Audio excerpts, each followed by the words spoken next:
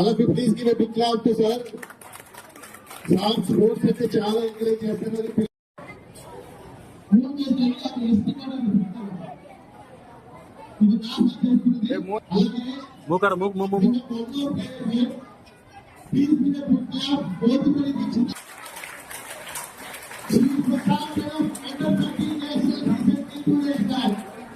First day నుంచి మా వెంట ఉన్నారు. చాలా చాలా thank you.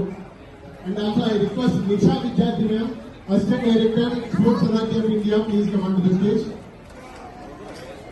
Nisha Vidyarthi ma'am, assistant director Sports Authority of India, please come on to the stage madam.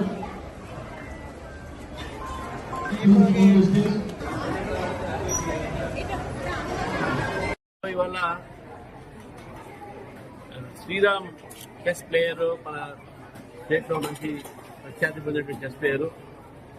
ఆయన ఇక్కడ పిల్లలకు చెస్ కాంపిటీషన్ నిర్వహిస్తున్న నాగపేటలో దాదాపు 350 మంది పిల్లలు వారి తల్లిదండ్రులతో వచ్చి ఈ చెస్ కాంపిటీషన్లో పాల్గొంటున్నారు. చెస్ అనే ఆట ఇది ఒక మెదడుని అలర్ట్ చేసేటటువంటి ఆట. దాని ఇంగ్లీష్లో మైండ్ టీజర్స్ ఉంటాము. ఇటువంటి ఆట ప్రోత్సాహన కాలేజెస్ చేయాలి, స్కూల్స్ చేయాలి, ప్రభుత్వం కూడా చేయాలి. ఇక్కడ ఉన్నటువంటి తల్లిదండ్రులు కూడా నేను అభినందిస్తున్నాను. ఎందుకంటే స్పోర్ట్స్ గేమ్స్లో వాళ్ళ పిల్లల్ని ఈరోజు పార్టిసిపేట్ చేయాల్సిన అవసరం లేదు. కూర్చొని ఆడడానికి దీనికి భూములు అవసరం లేదు. అయినప్పటికీ కూడా స్పోర్ట్స్ కంపల్సరీగా స్టూడెంట్స్లో కరికులం ఉండాలి.